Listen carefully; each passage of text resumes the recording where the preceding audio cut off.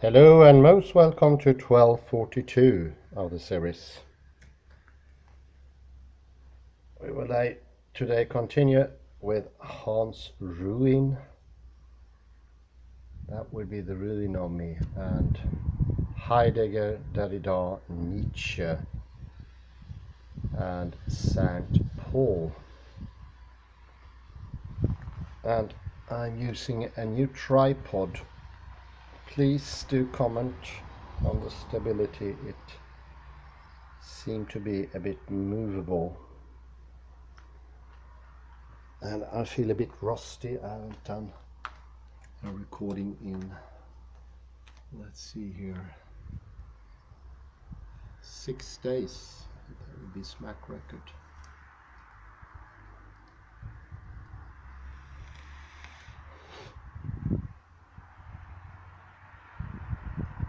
It's a nice and sunny day today.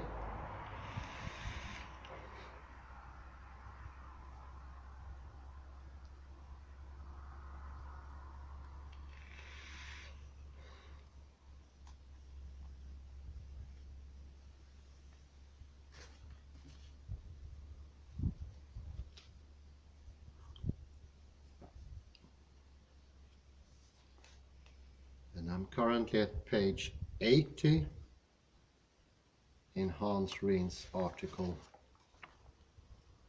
Circumcising the Word, Derrida as a Reader of Paul. And that will be the Apostle Paul.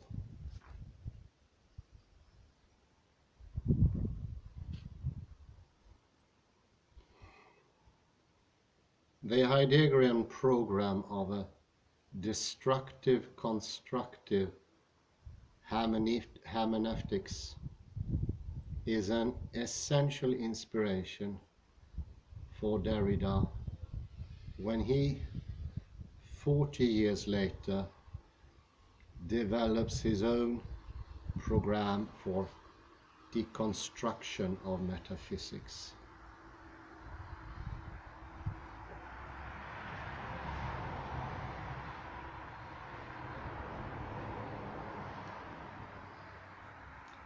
It is widely recognized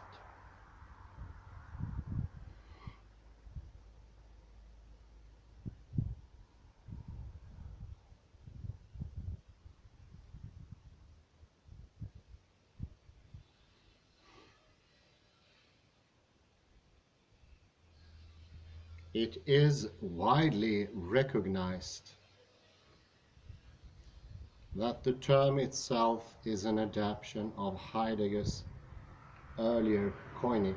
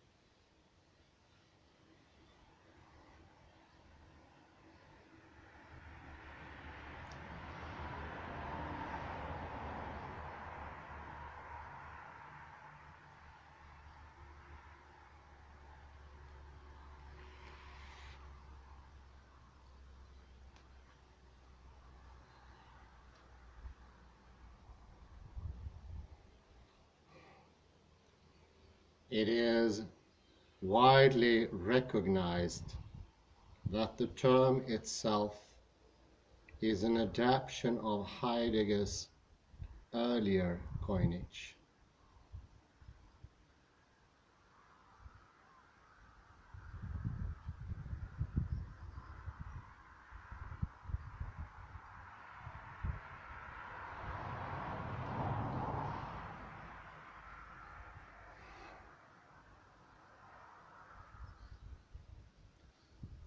In one of the articles in Writing and Difference, Derrida lists as his main predecessors in his critique of metaphysics, Nietzsche, Freud, and more radically so, Heidegger.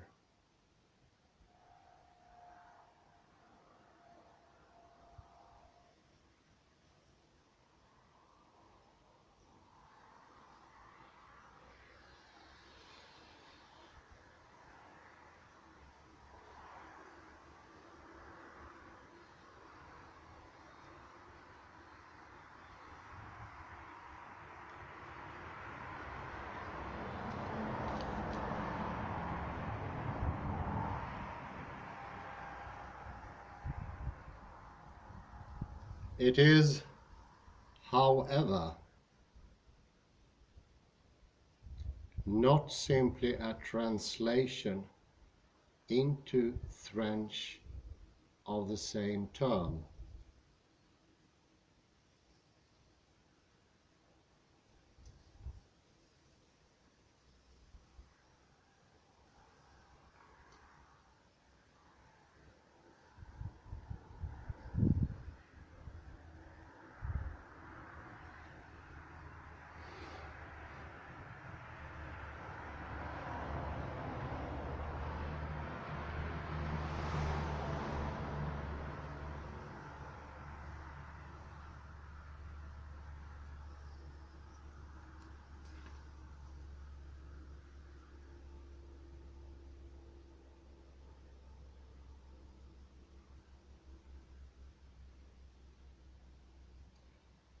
Derrida would always insist that deconstruction in the end amounts to something different than destruction.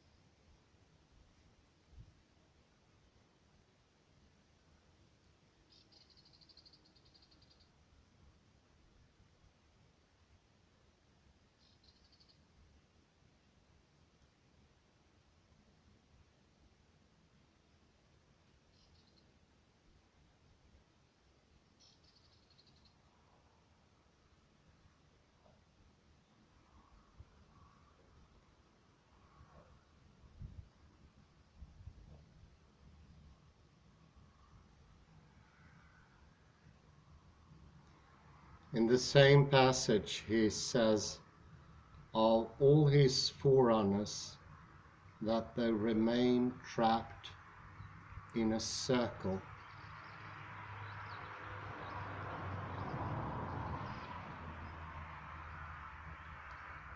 Since they do not see sufficiently the circle in which they already stand.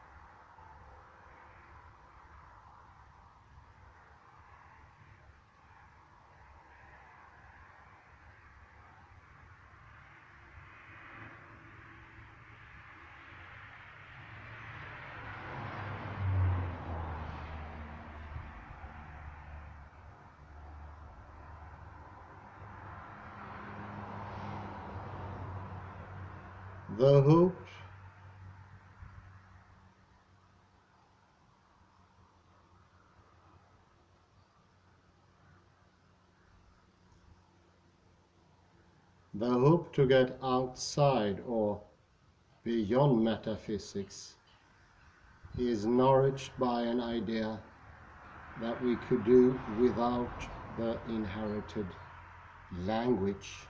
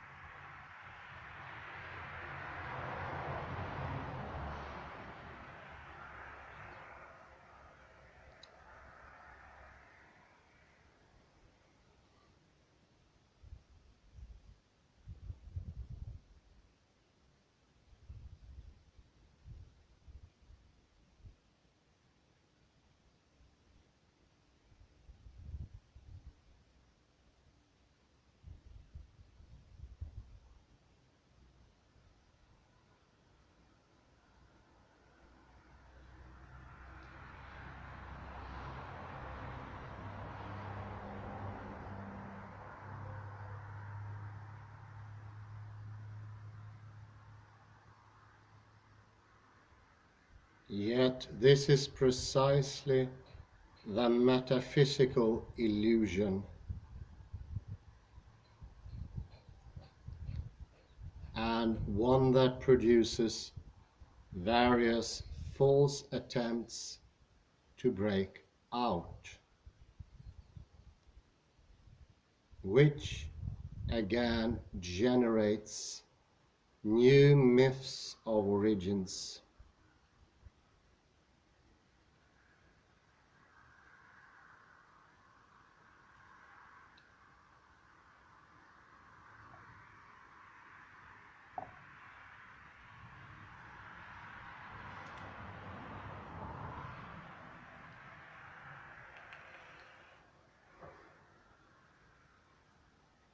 Very important. Being caught in the illusion that we could do without the inherited language leads to the myths of origins.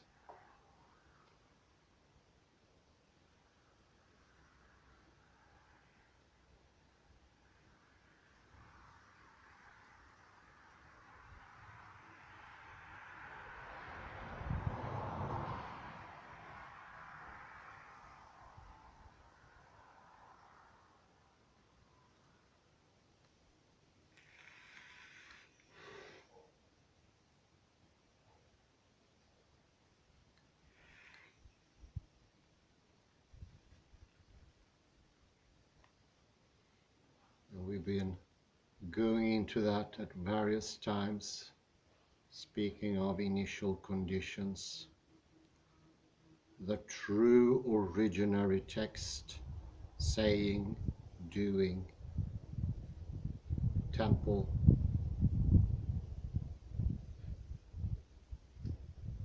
or meaning, true definition, or truth in science as science used to be, the truth.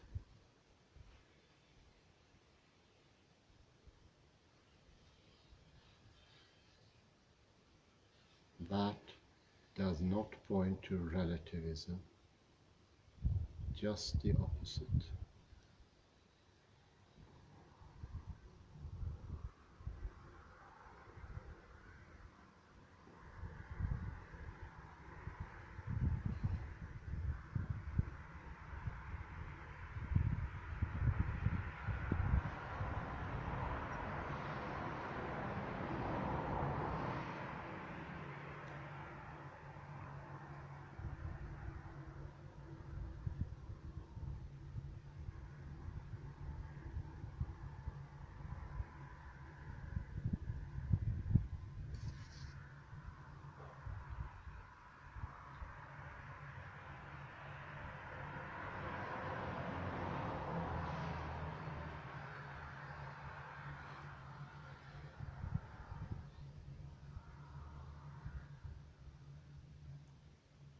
One can debate if this criticism really applies to Heidegger.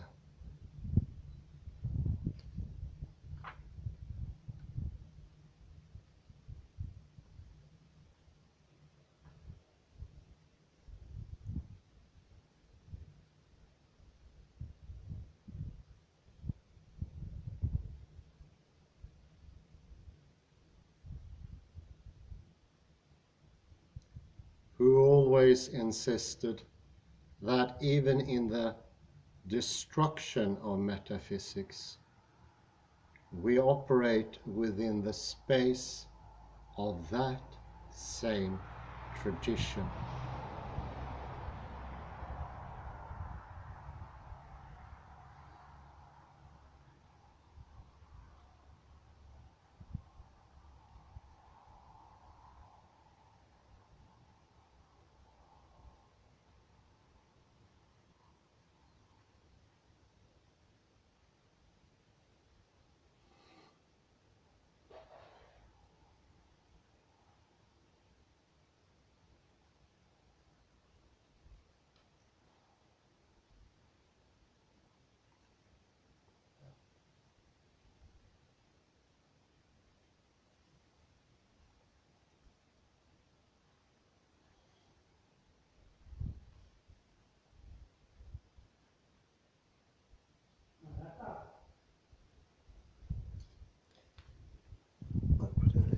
pause here.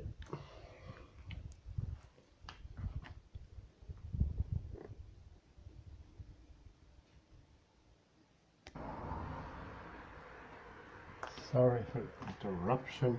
Continue here.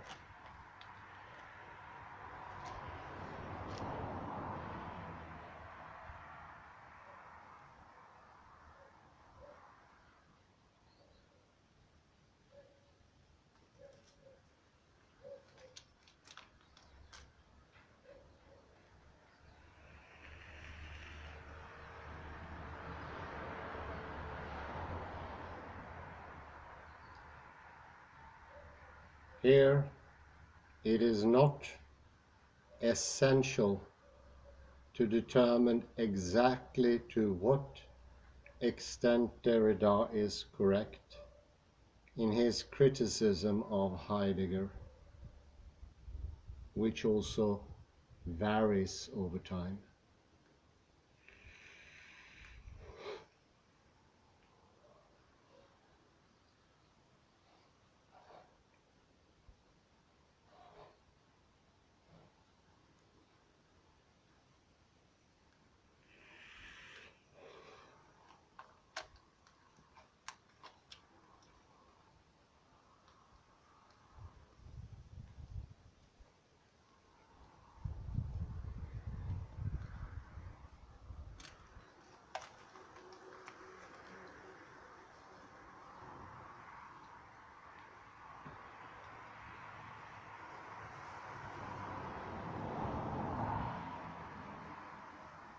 What is more important is to see how the very issue of the meaning of deconstruction confronts us in the end with the fundamental question of what it means to belong to a tradition.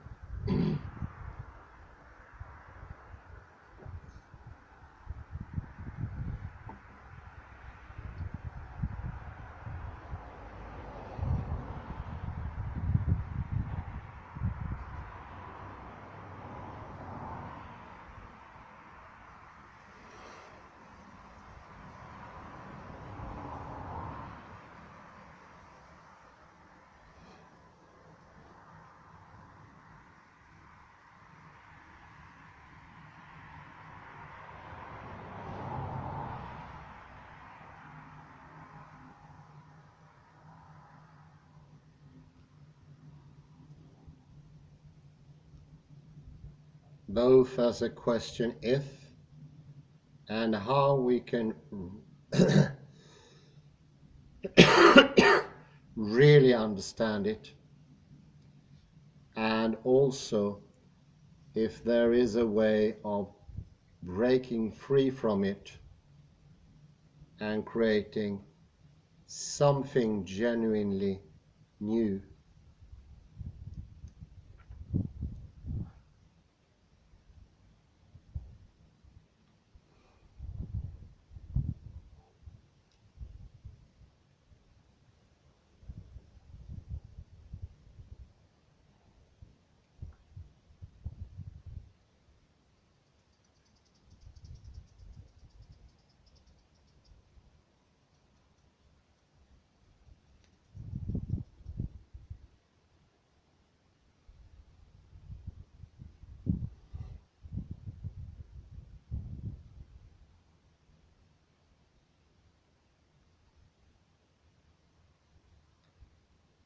Once we take this same question back to Paul,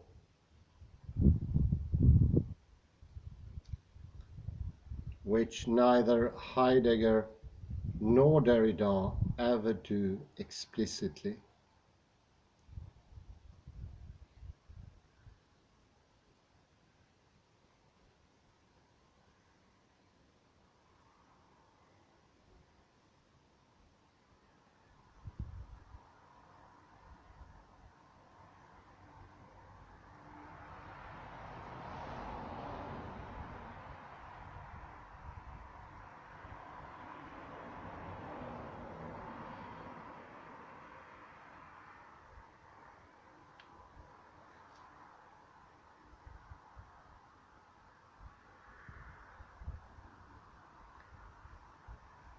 then it obtains a world historical importance, since it concerns the very meaning of the new faith.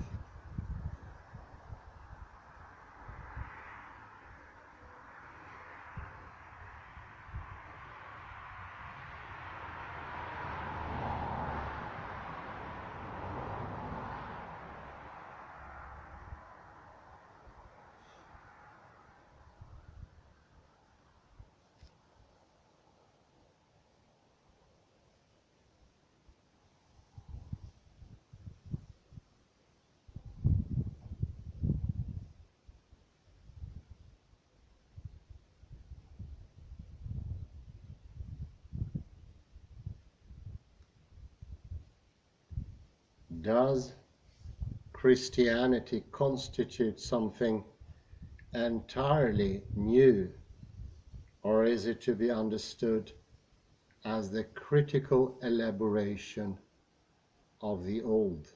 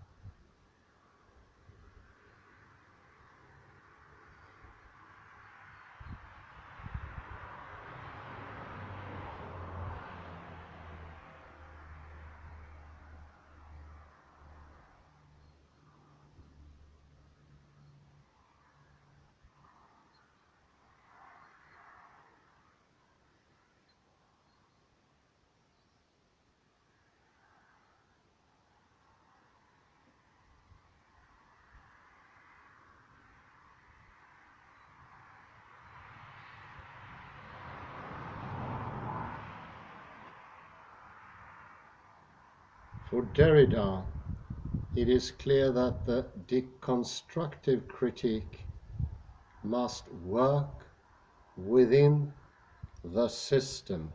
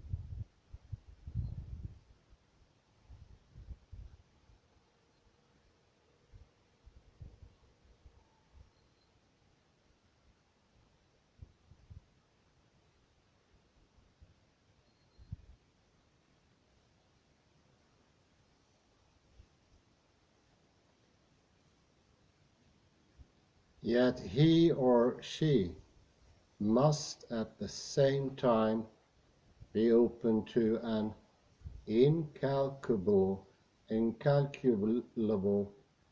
otherness that can manifest itself as the system is short-circuited.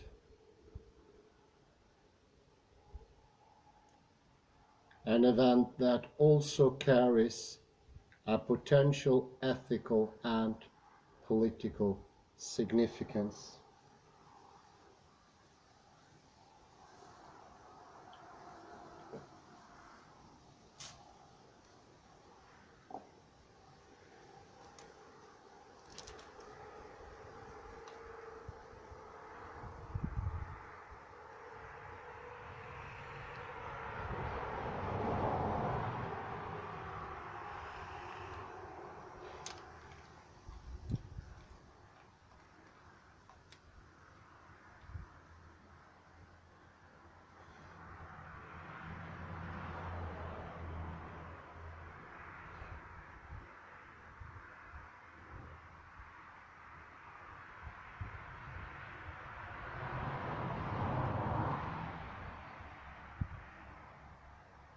Derrida does not, unlike what many of his critics have said, condemn man to a prison house of language.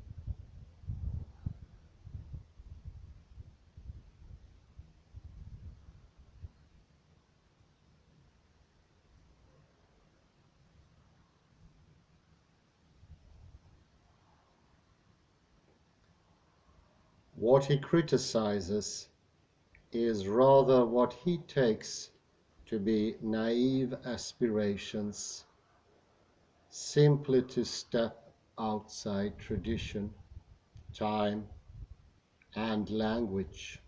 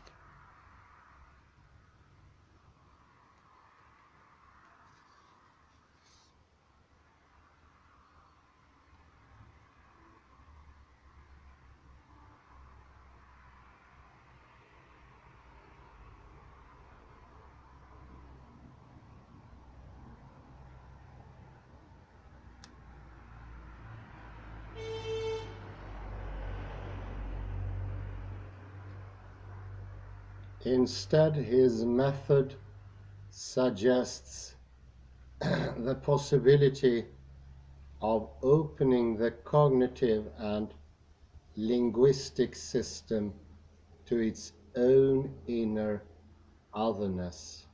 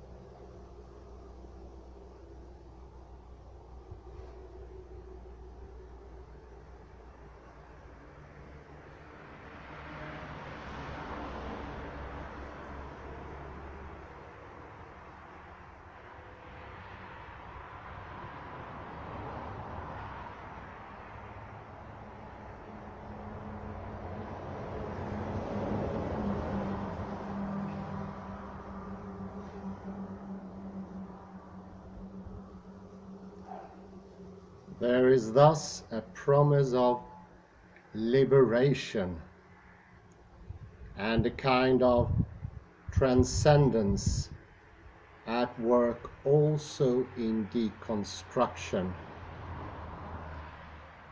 But it is essential that it is incalculable, and that it can never be fully mastered or ordained.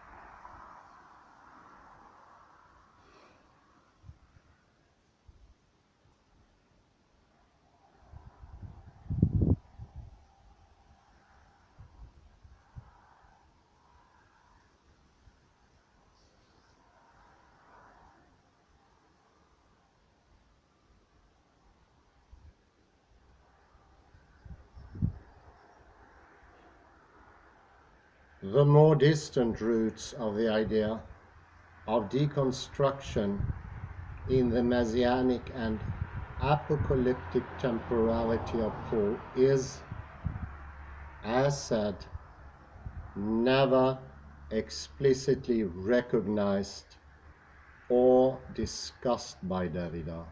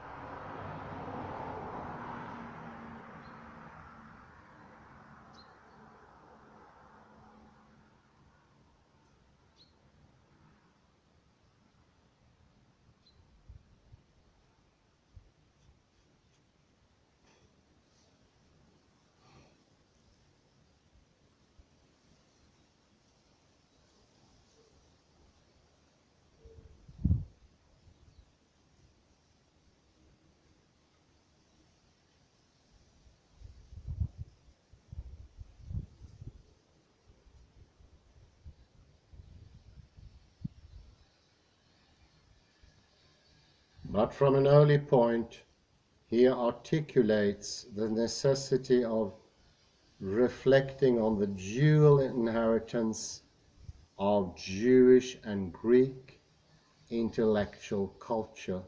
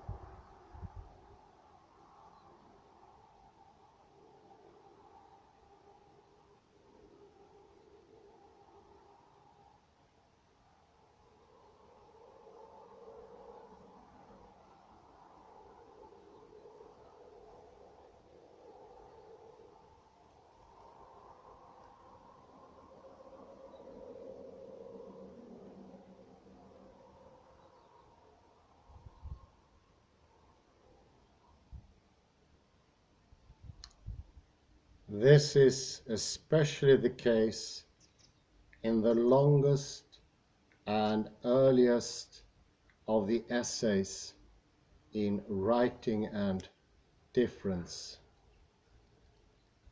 that deals with Levinas and his aspiration to move beyond the monolithic Greek philosophy of the same in favor of the other, which is implicitly identified with Judaism.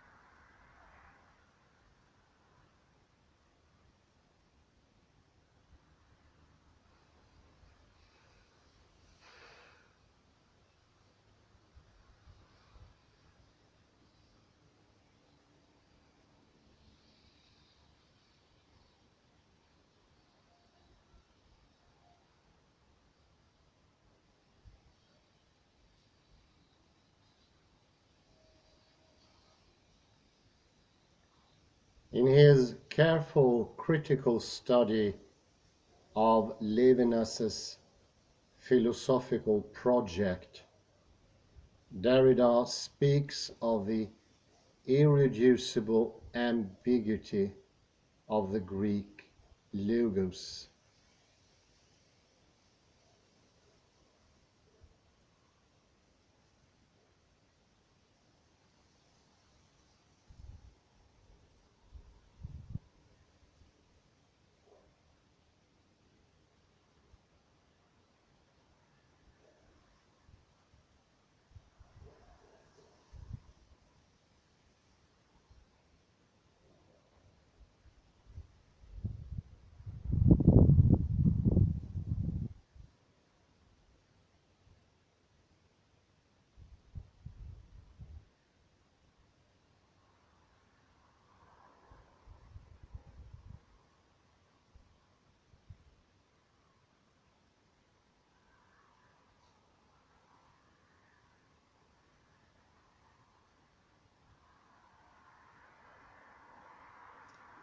How it at once captures all the difference in sameness, but in doing so also reveals its own exteriority.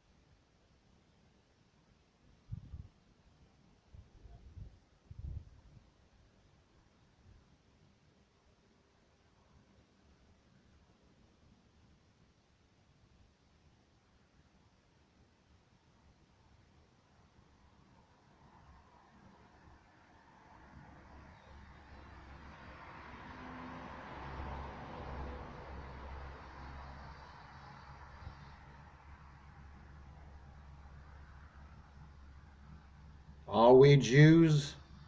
Are we Greeks? He asks here.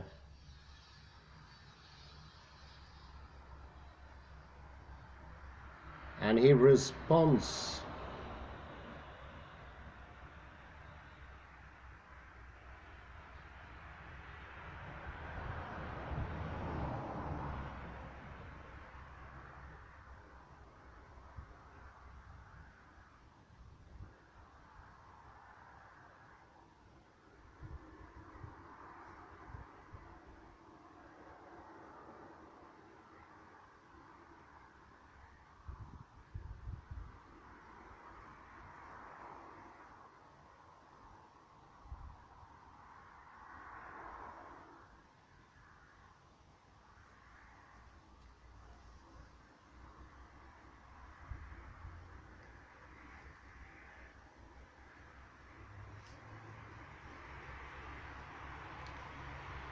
that we live the difference between the Jew and the Greek, which is perhaps the unity of what is called history.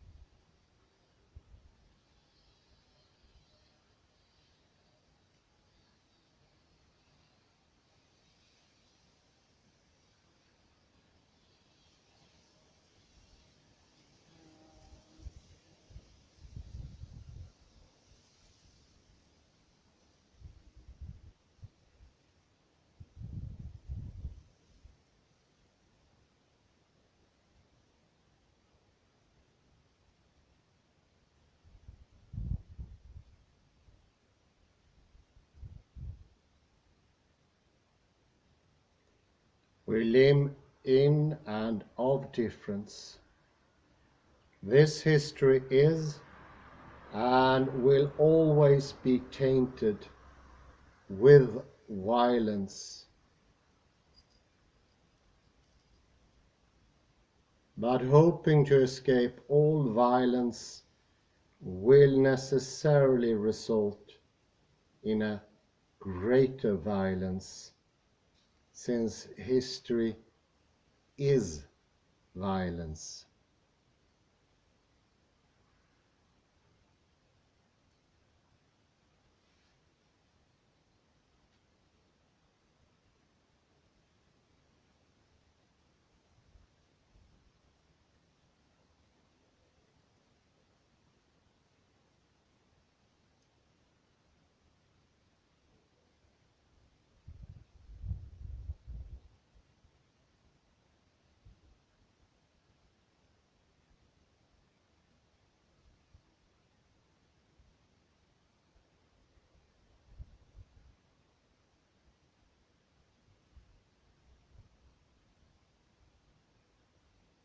For this reason, the best we can hope for is the least violence.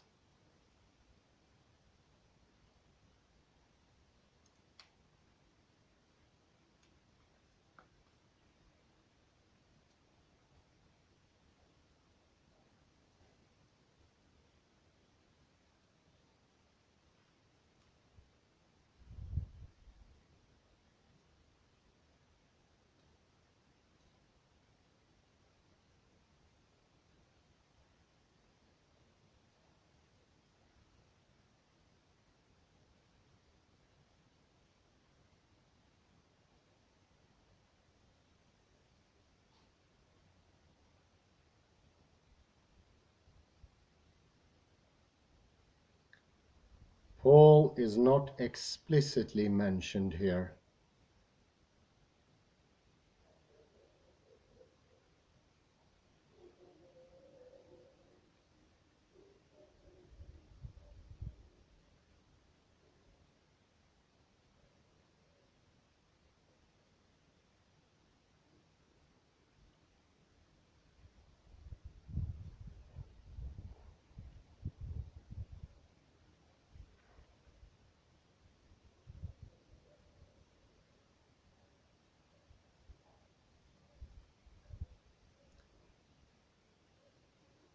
But Paul is in many ways emblematic for how this fateful constellation has been articulated and enacted, most poignantly so in Galatians 3:28.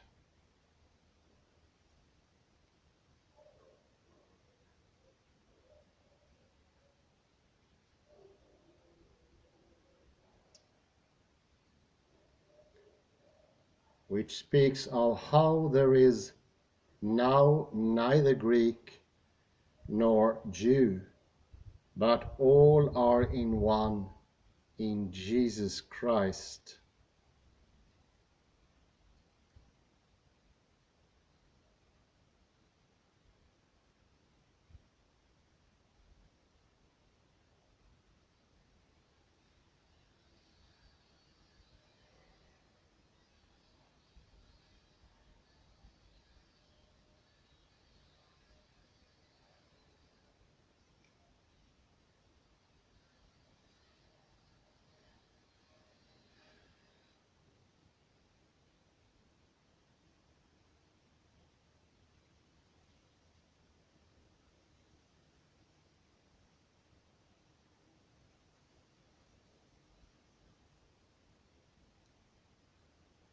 In Paul, we have the idea of both the inclusion of differences and the transcendence of all difference.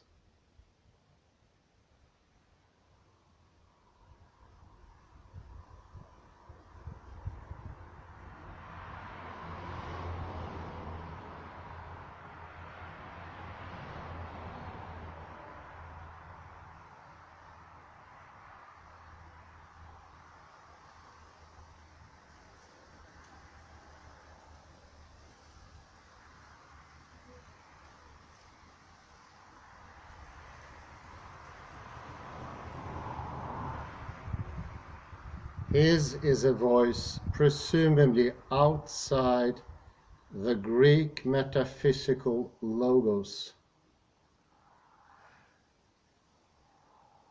coming from a radical Jewish messianic sense of the end of time.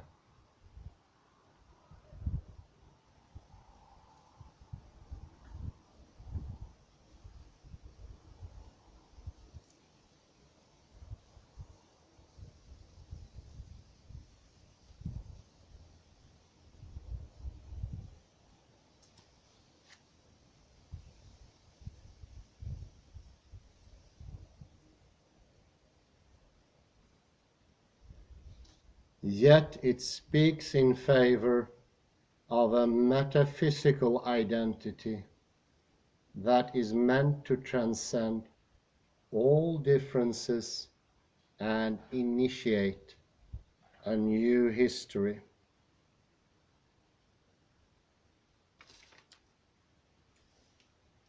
I think that takes for some coffee.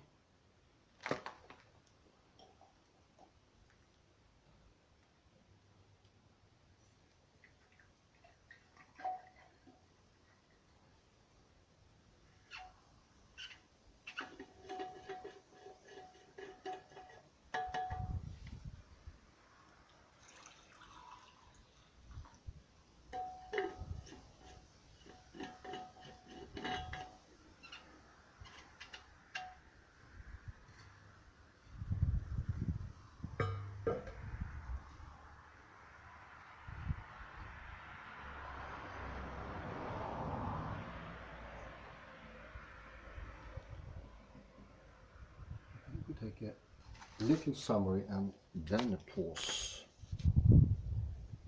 I would say this goes to show once more the mission of Heidegger and Derrida in showing that opposition and difference are prerogatives for wholeness.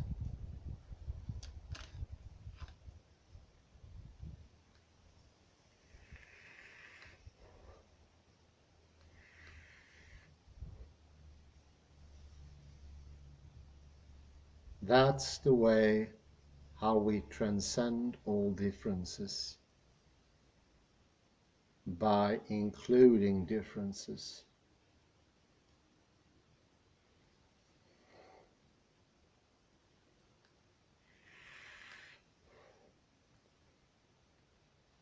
Hoping to escape all violence will necessarily result in a greater violence, since history is violence.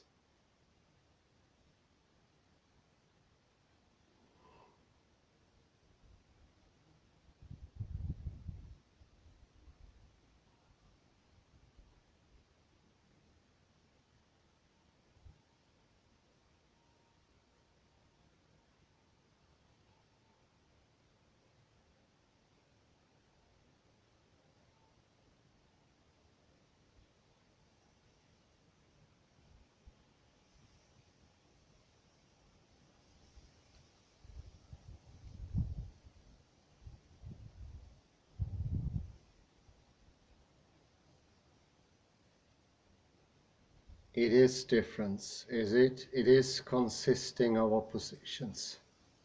Acknowledging those differences and oppositions brings wholeness and salvation.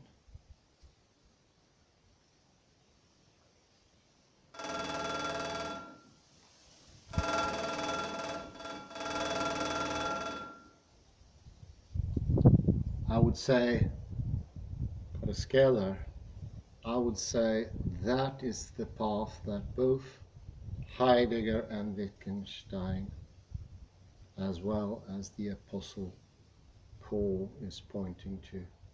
Salvation, true salvation, and I would say the real McCoy wholeness that includes differences and oppositions and therefore transcends them.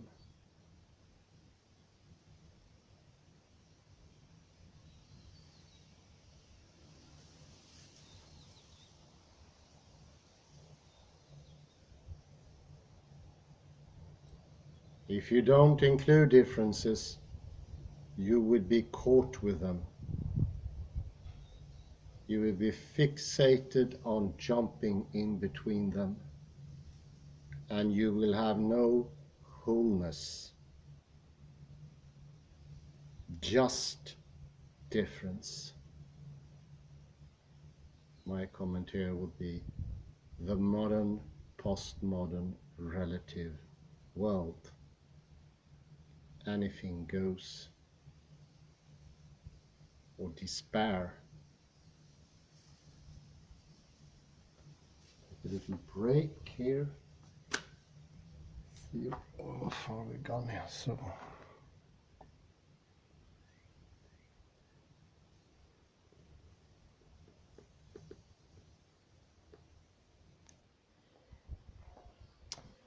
for the summary of the red text I just read.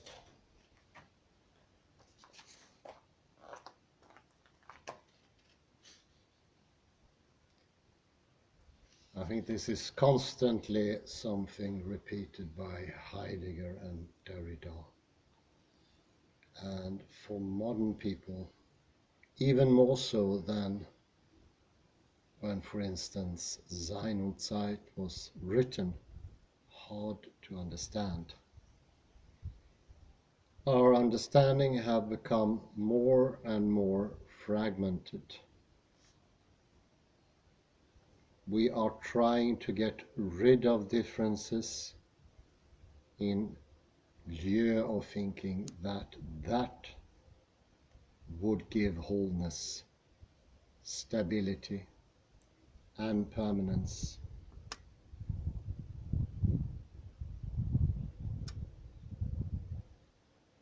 The disillusionment of modern time, that is postmodernism, is giving up the project of finding wholeness altogether, or, as some people say, having a complete concept of the world, a sort of definition of the world as being of an absolute truth, and that the absolute truth of the world is that it is completely relative.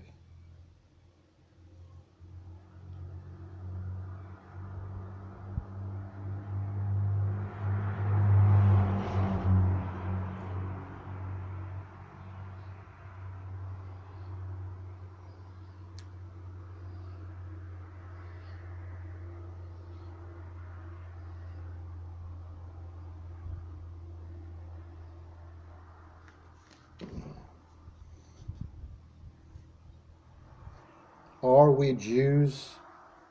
Are we Greeks?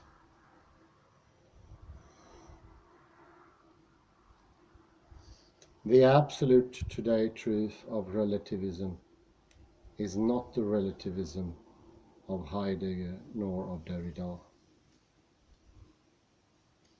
That relativism that they expound is inviting difference, as you can have both difference and wholeness.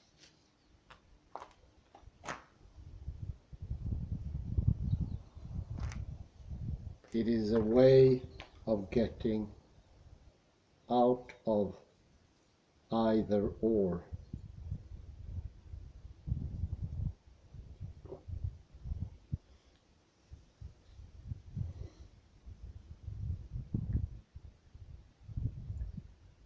And therefore I think it's clear, as in the first paragraph of page 81,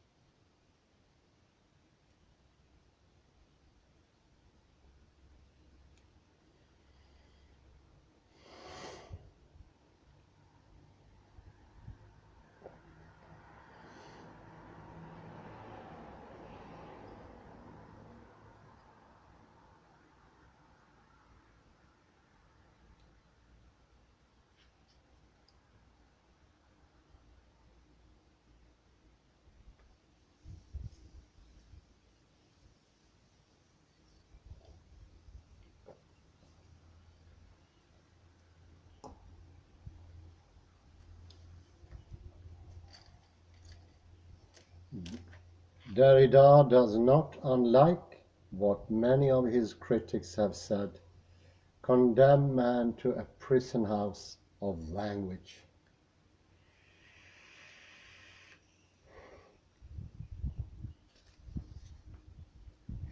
I would say it is just the opposite. In the limits of language is freedom.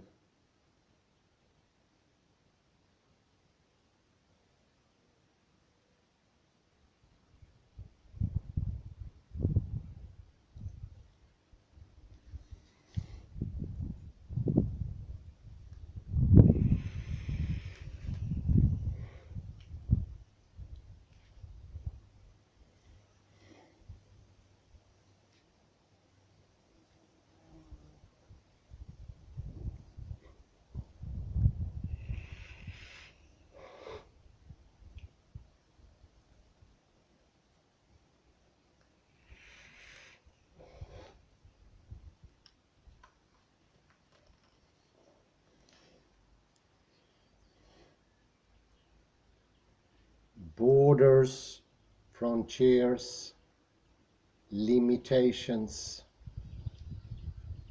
is part and parcel of freedom.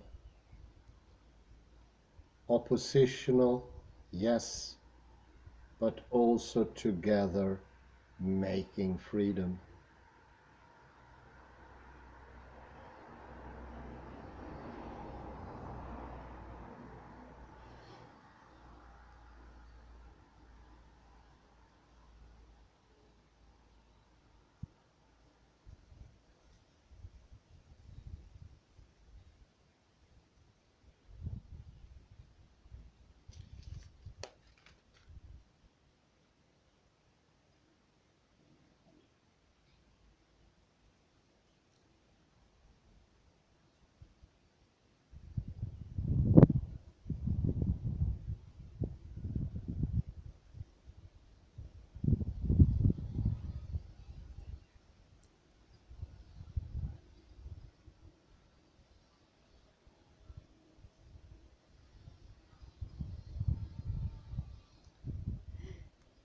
Remember the book Paul Johnston and what we read about the soulless tribe.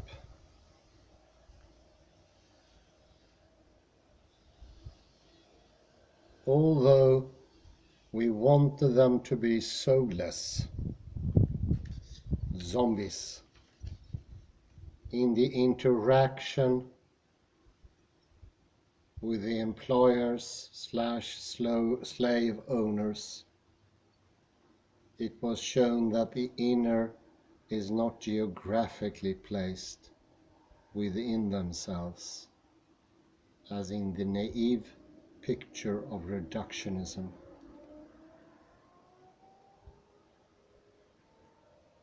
Inner is also outer, in the doings, in the interactivity, how they communicate with the slave owners. If they were depressed, hungry, tired, all different aspects of reality, so to speak, in the exterior.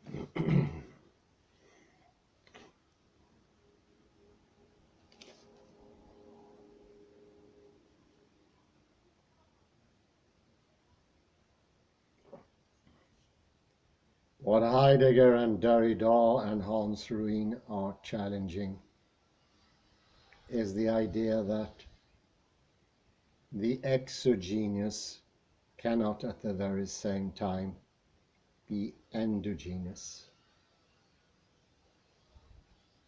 The outerness defies the innerness somehow, makes it impossible.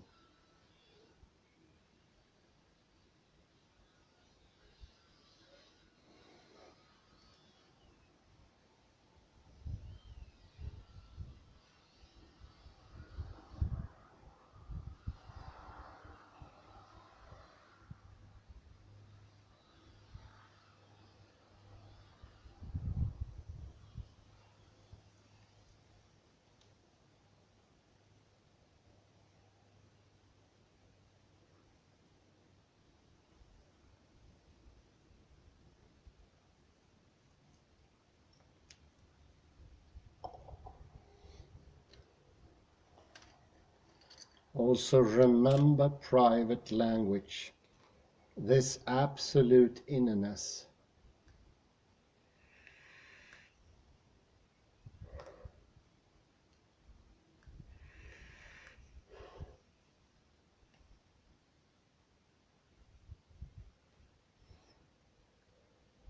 That strict fixatedness of inner being in all aspects, contrary, disjunct to the exterior.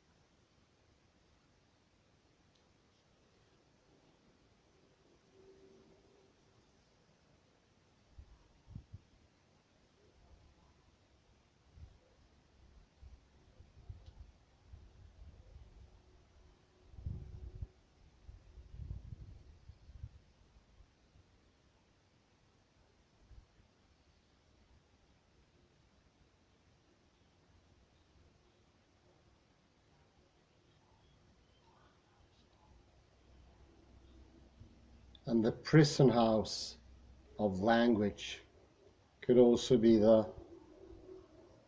tub of water or that certain analytical philosophers think as a possibility for our brain to be situated in, located, and the body's simple sheer exteriority.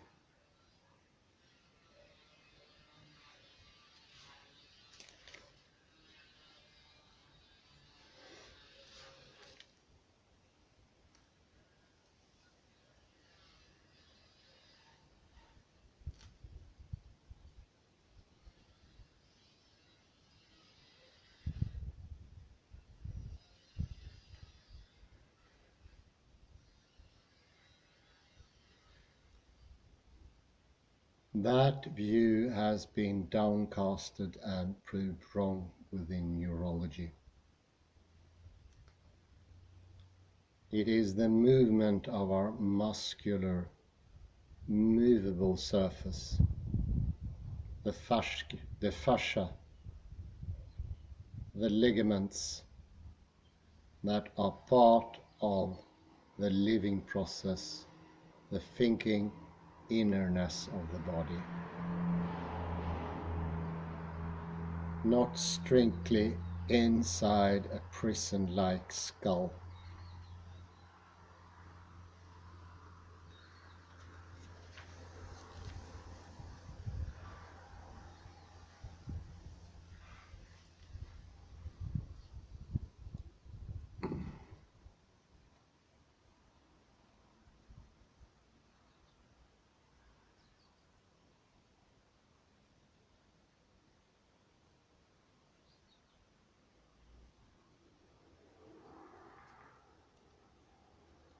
I think the information from neurology is important to understand. This is not just philosophical words. No, far beyond that. They are pointing to something absolutely essential in our lives.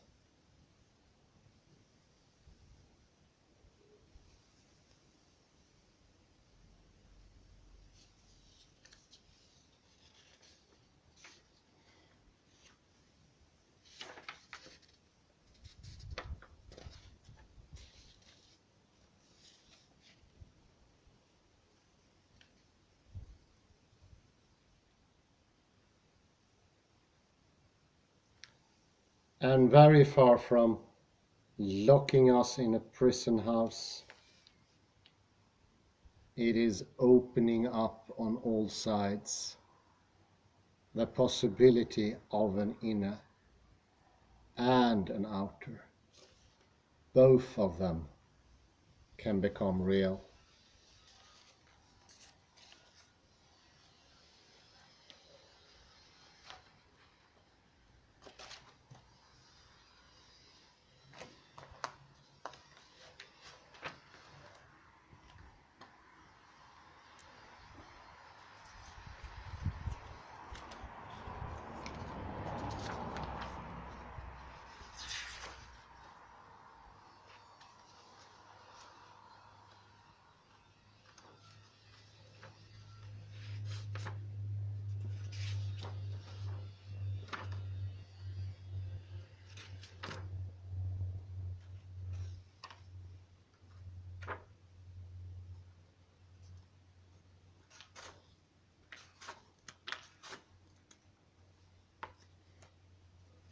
The second chapter of Paul Johnston's book, Rethinking the Inner, Wittgenstein Rethinking the Inner, we have the world of the senses.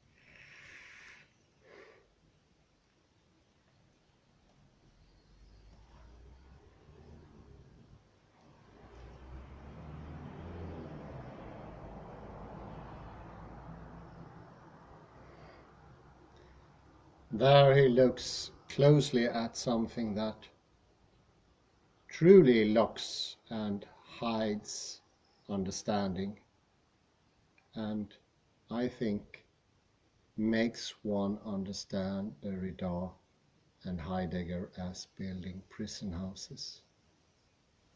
And that is the huge divide that causes the idea of a subjective, isolated perceiver and the isolated perception of an outer.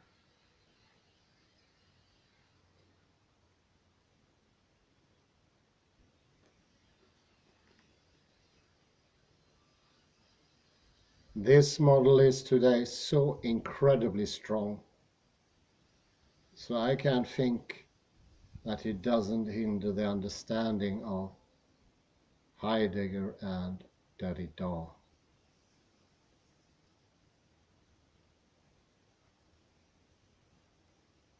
It's not a stepping stone, it's a stopping stone.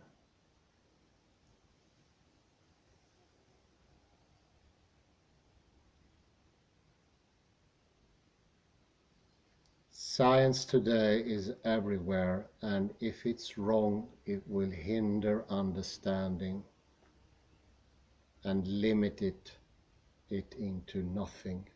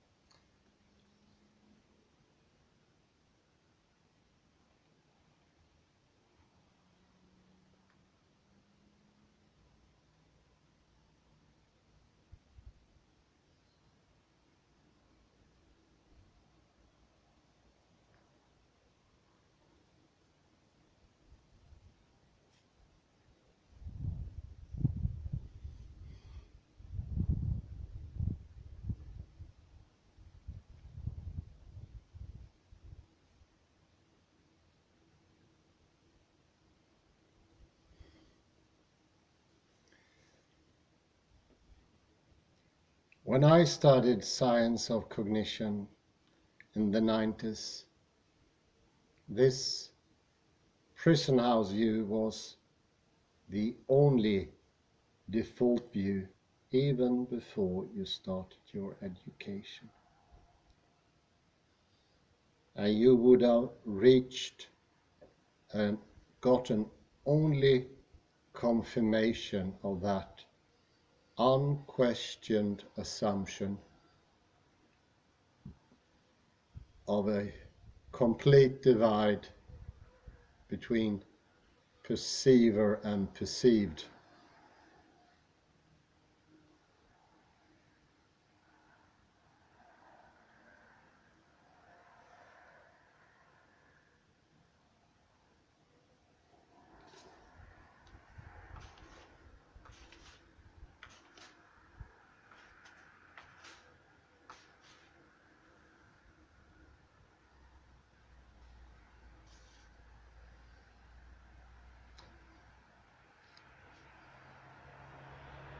In Philosophical Investigations, page 201,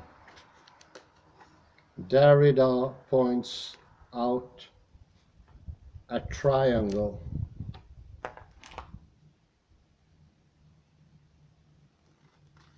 No depiction really needed. And if you permit me to read,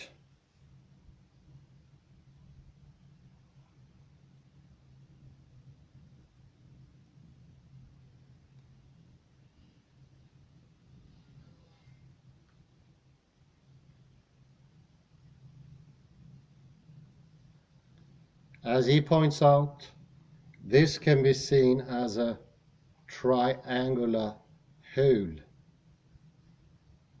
as a solid, as a geometrical drawing, as standing on its base,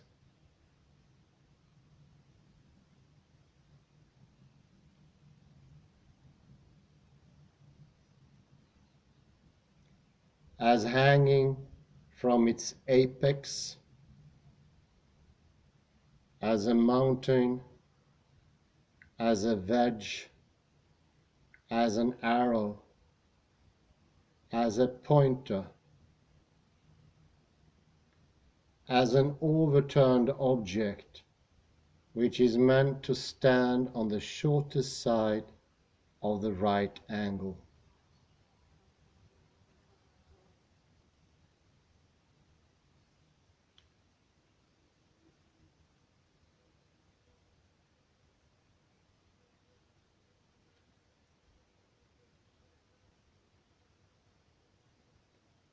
As a half parallelogram, and as various other things. So what should we make of this plethora of aspects?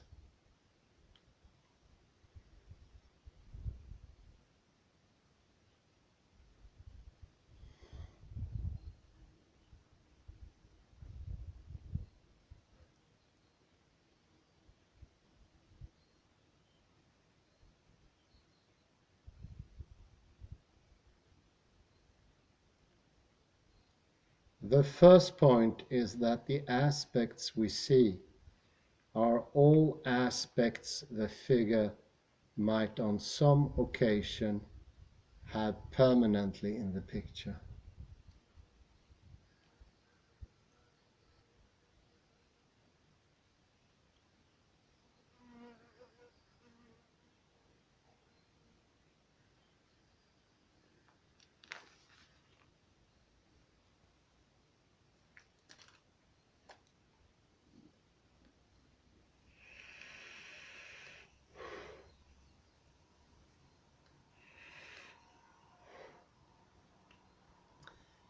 However, we do not simply recognize that the picture could be used to represent such a thing. Rather, we actually see it as that thing.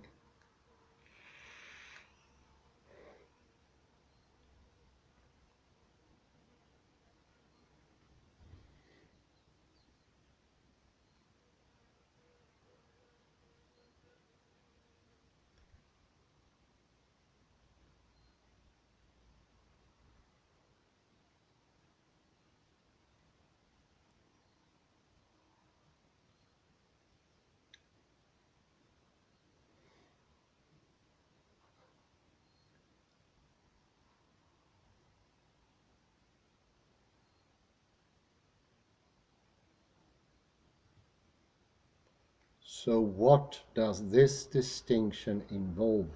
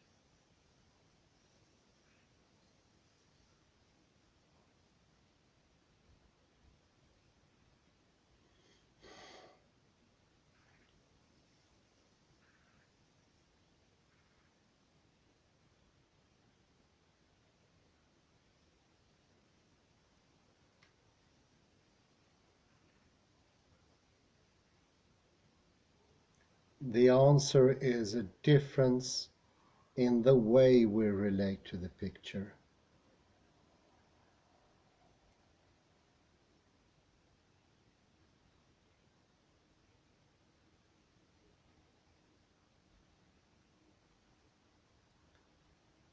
And here comes the introduction of the very important trope or metaphor of an aspect blind person. Someone who does not exist, very much like the soulless tribe. Aspect blind person.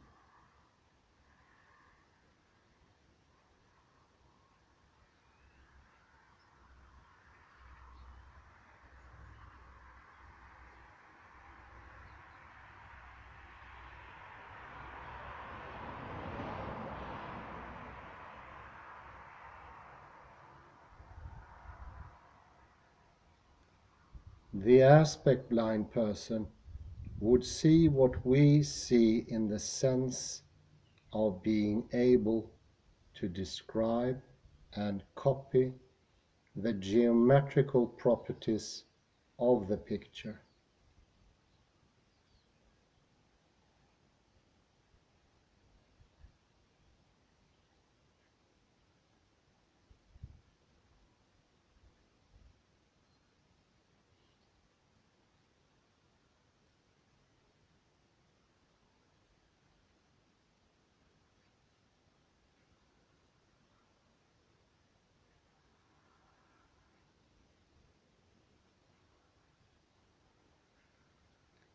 But ex hypothesi, she would not claim to see it in a particular way.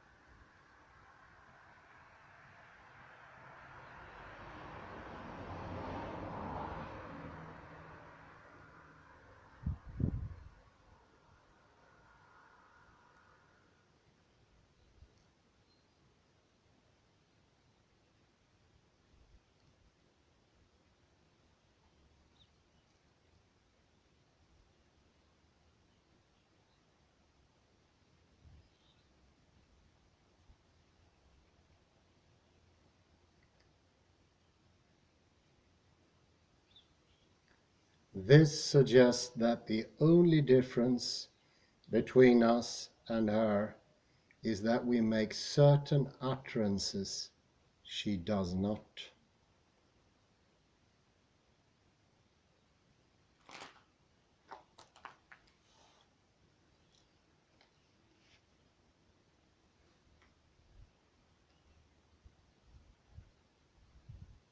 However, this difference itself shows that her whole relation to the pictures is different from our own.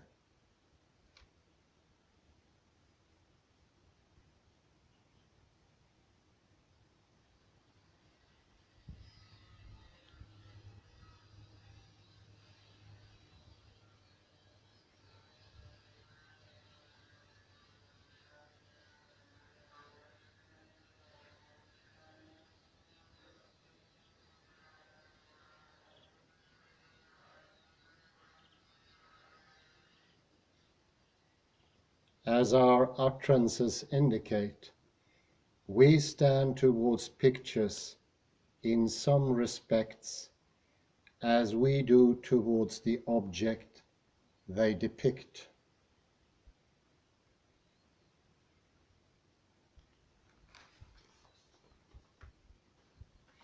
Sorry, I need some more coffee for this. Really getting into the tough stuff.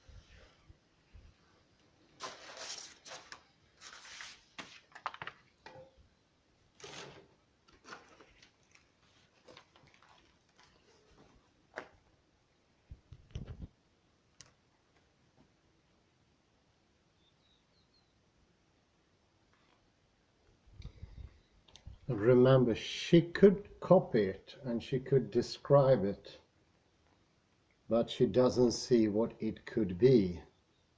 And remember, this is not a real possibility, but it is a very helpful metaphor.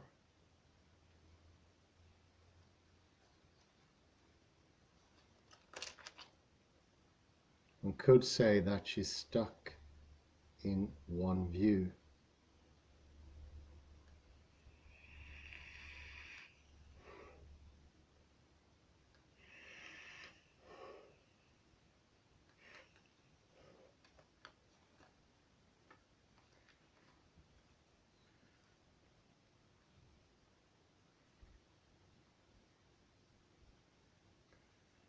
However, this difference itself shows that her whole relation to pictures is different from our own.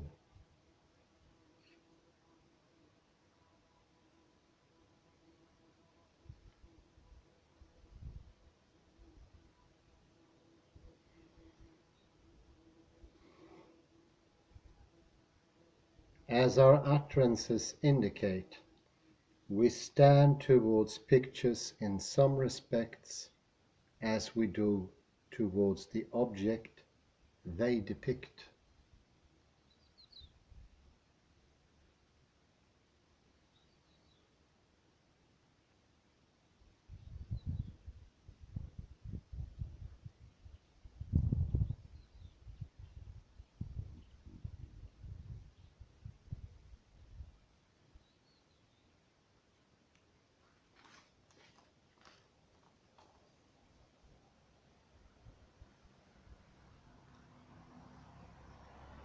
For example, if a human face is depicted, even in a few bare strokes,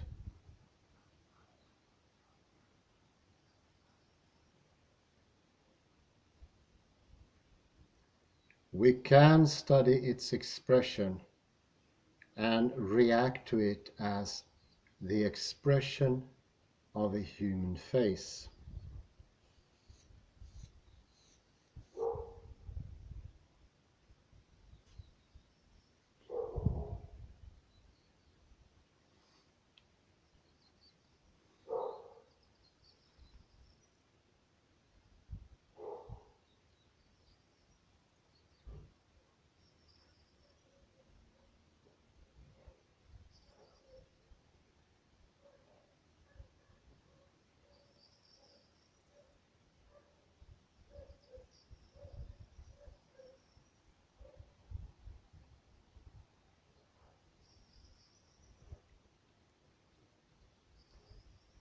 rather than guessing what the picture might represent, we relate directly and immediately to it.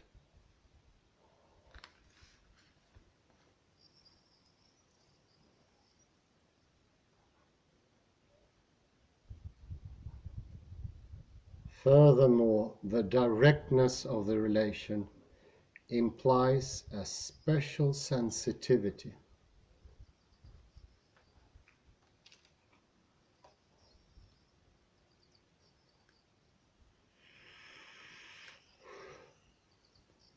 A tiny change to the line of the mouth may totally alter the impression the picture makes upon us.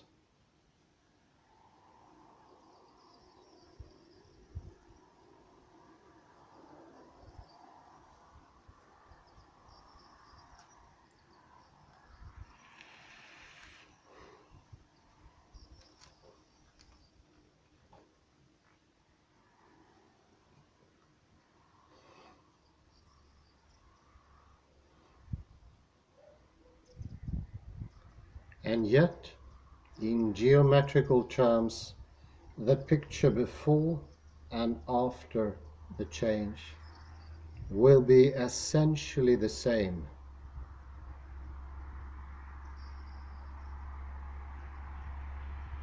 What aspect perception brings out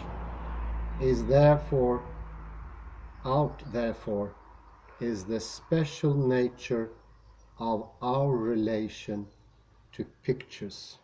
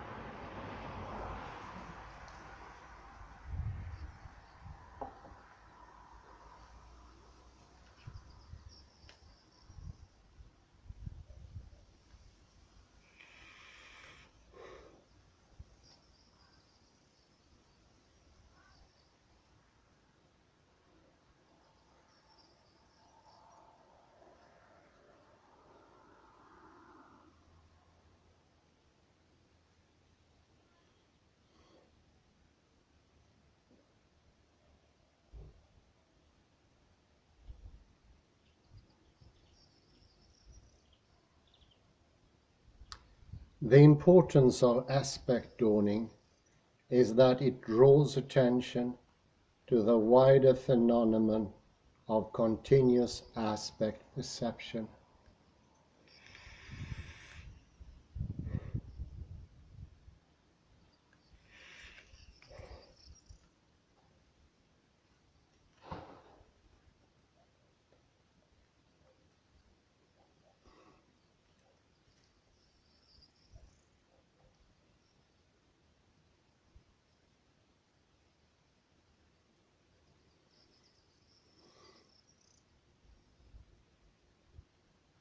Against the background of the latter, the former loses its mystery, for the change of aspect in an ambiguous drawing is simply the correlate of the unchanged aspect in an unambiguous drawing.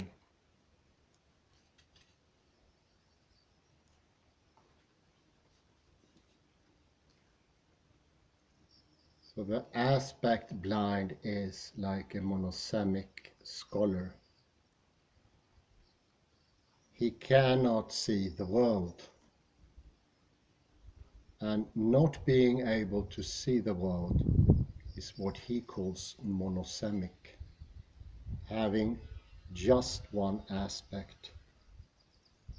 You might call it geometrical, or drawable, or copyable,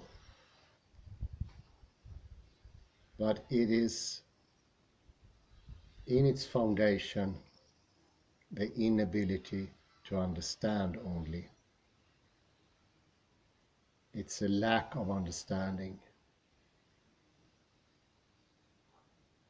Consciousness is the multitude of different aspects of objects or language, meanings, people, environments.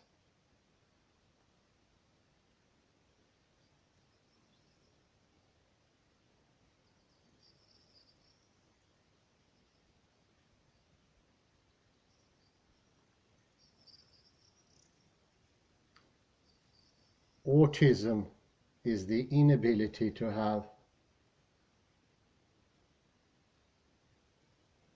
a multitude of aspects. They have very few, and therefore they don't access their inner nor their outer.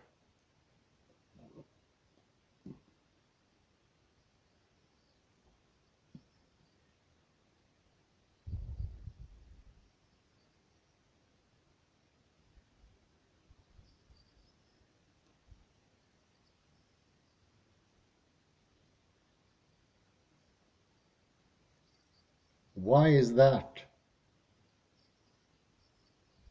It is because all the different aspects is the subject's action, so to speak. The innerness makes for different takes on the, so to speak, monosemically same thing.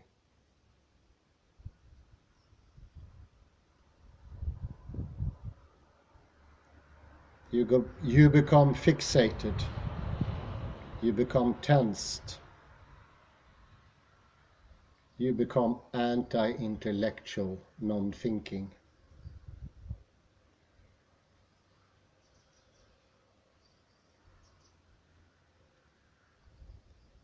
Monosemic is simply not being able to understand.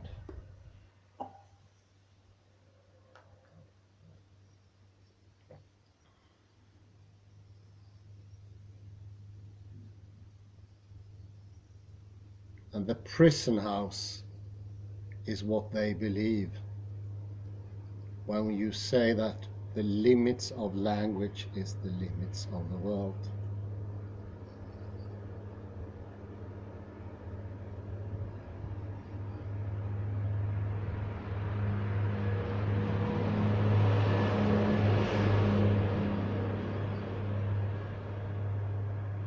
It's a liberation. It's an opening to the inside of a human as well as to the exterior. And in the changing of the aspects, that's the livelihood of the subject, showing itself in the exteriority. Clearly, without a doubt, you understand that you are carrying a soul.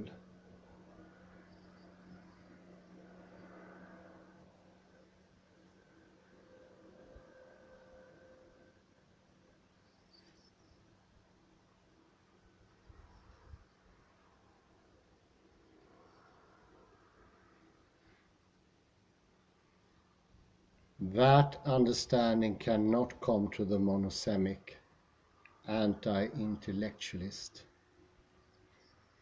It's an attack on understanding itself, taking pride in not understanding the world nor oneself, numbing oneself, shutting out all different aspects, myriads, gazillion.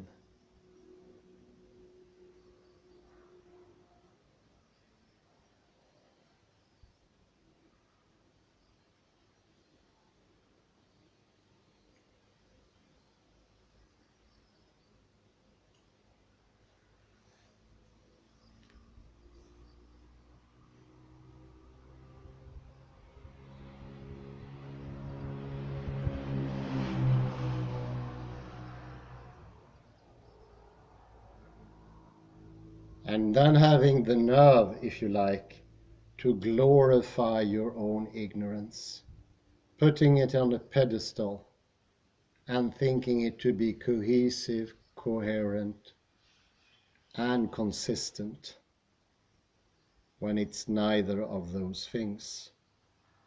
It only shows your personal struggling with understanding when no understanding comes to you.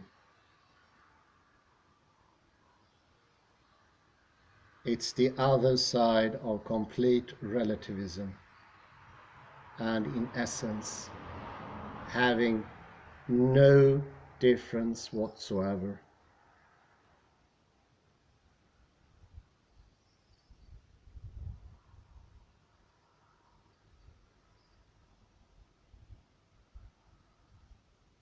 What would the works of Shakespeare be if they were monosemic? That's worse than burning the works of Shakespeare, defiling it. And yet, this is done under the cover of being something nice.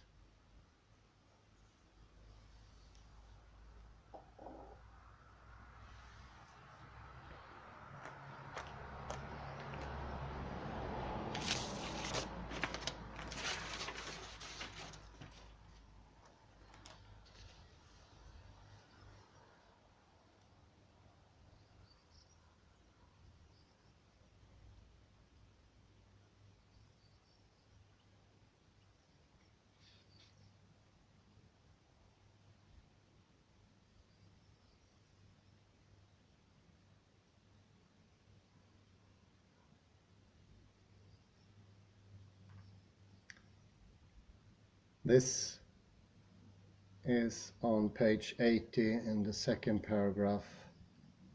Let's see, 6, 7, 8 lines down. In the same passage, he says of all his forerunners that they remain trapped in a circle, since they do not see sufficiently the circle in which they already stand.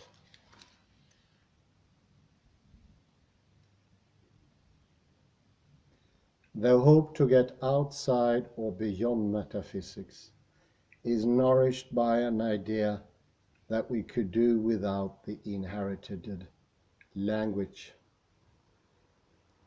Yet, this is precisely the metaphysical illusion, and one that produces various false attempts to break out, which again generates new myths of origins.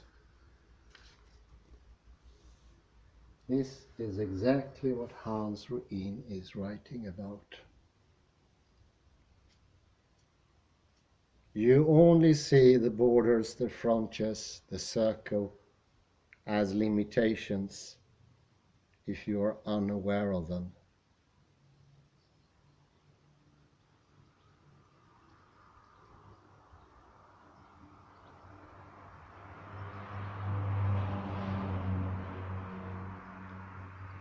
Once you acknowledge the difference that is the borders, your hoping of getting out of them will disappear. You will see them as a deepening of reality, of knowledge, the knowledge you've been trying to escape, possibly all your life.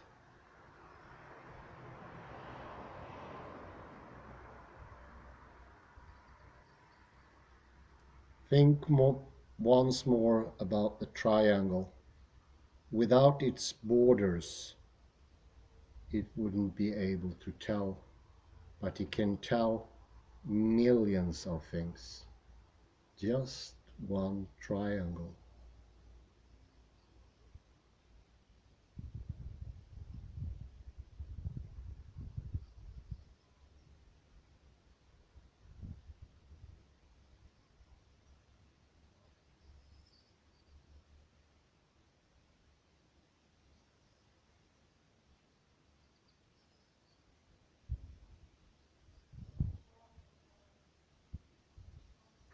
And you can imagine, if we get so much out of just one triangle, how much could we not get out of all these that we have around us?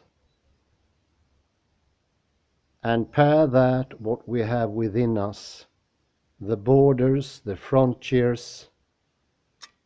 This is as far as you can come from a prison. It's only a prison if your ignorance make it that one. You're not able to see the circle you're standing in is the only type of imprisonment there is. Knowledge will set you free if you open your heart to understanding.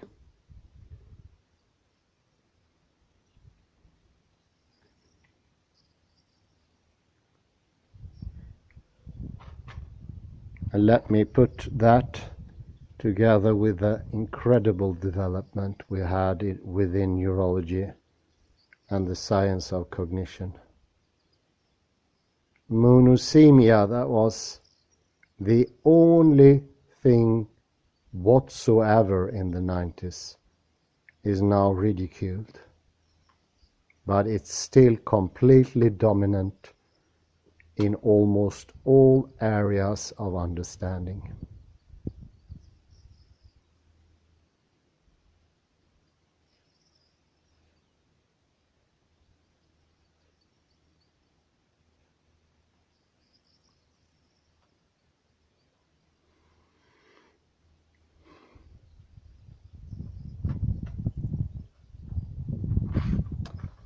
I think I end here with this beautiful view and this, I hope, joyous message of something greater.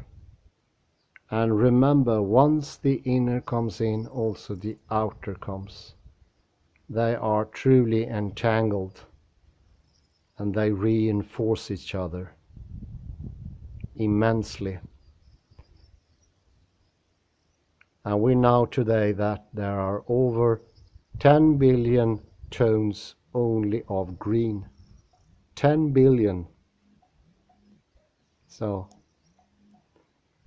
I say thank you very much for your patience with this slow reading of Hans Reen and Paul Johnston, and have a very pleasant afternoon. Bye bye.